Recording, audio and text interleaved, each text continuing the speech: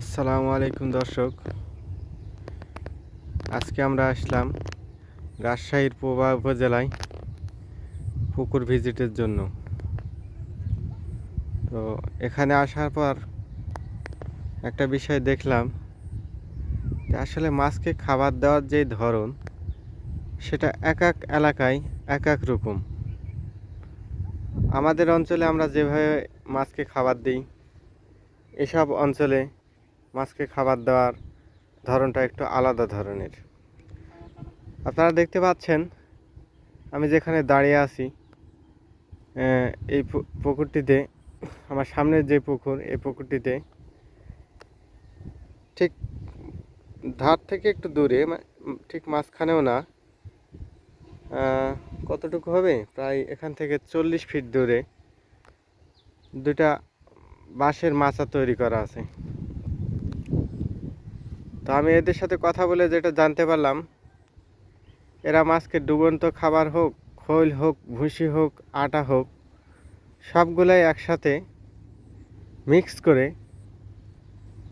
মিশ্রিত করার পর বস্তায় উঠে ওই যে বাঁশের মাছা দেখতে পাচ্ছেন ওইগুলাতে বেঁধে রাখি। আর সকল স্তরের মাছ ওইখান থেকেই খাবার গ্রহণ করে। আপনারা দেখেন ঠিক এই পাশের পুকুরটাতেও একই অবস্থা। দেখেন এখানেও পুকুরের ঠিক মাঝখানে দুইটা মাছের বাঁশের মাচা করে রাখা আছে। ঠিক যেভাবে বললাম এইভাবেই এটাতেও খাবার দেওয়া হয়। দেখতে পাচ্ছেন এখানে একটি টিনের ঘর। এই ঘরে মূলত পুকুরে পাহারাদাররা থাকে, ওনারাই খাবার ব্যবস্থা মেনটেন করে, পুকুর দেখাশোনা করে। আর এই দিকের পুকুরগুলোতে আর একটা জিনিস আপনারা লক্ষ্য করতে পারছেন, পুকুরের চারপাশে সারি সারি কলার গাছ। এইগুলোর থেকেও এনারা একটা এক্সট্রা বেনিফিট লাভ করে থাকেন।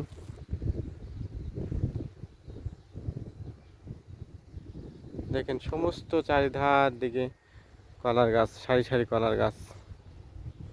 এগুলোও যারা পুকুর লিজ নেয় তারাই পেয়ে থাকে।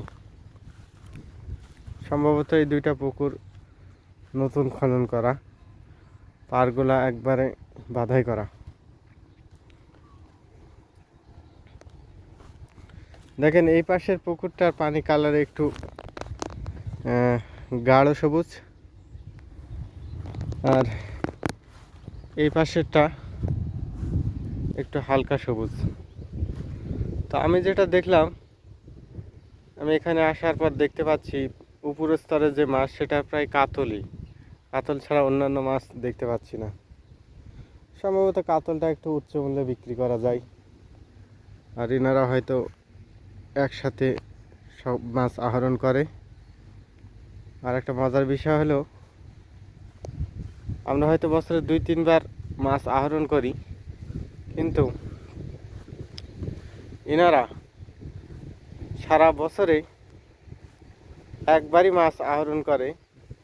আর ওই মাছটা বড় বড় টাকে জীবন্ত অবস্থায়, লাইভ অবস্থায় ঢাকা সহ সিলেট ও যেগুলো অঞ্চলে একটু বেশি দাম থাকে সেগুলোতে এনারা লাইভ মাছ পরিবহন করে থাকে, যার ফলে একটু উচ্চ মূল্যে পেয়ে থাকে। এটা একটা ভালো দিক,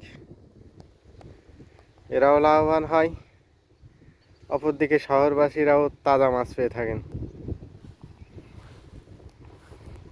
তো দর্শক, এর আগেও আমি এখানে আসছিলাম, তখন দেখছিলাম যে পুকুরগুলো অত্যন্ত ছোট ছোট, আর এখানে বেশ কয়েকটা পুকুর ছিল।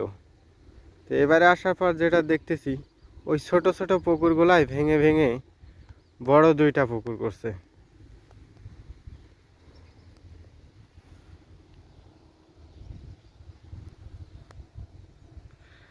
আর এসব অঞ্চলে পুকুরগুলা অত্যন্ত উচ্চ মূল্যে লিজ হয়। আমাদের এলাকার চাইতে এদিকে তুলনামূলক অনেক লিজ মূল্য বেশি।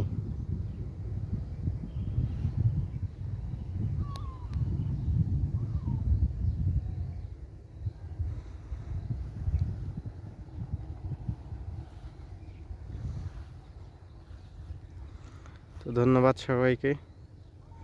আসসালামু আলাইকুম।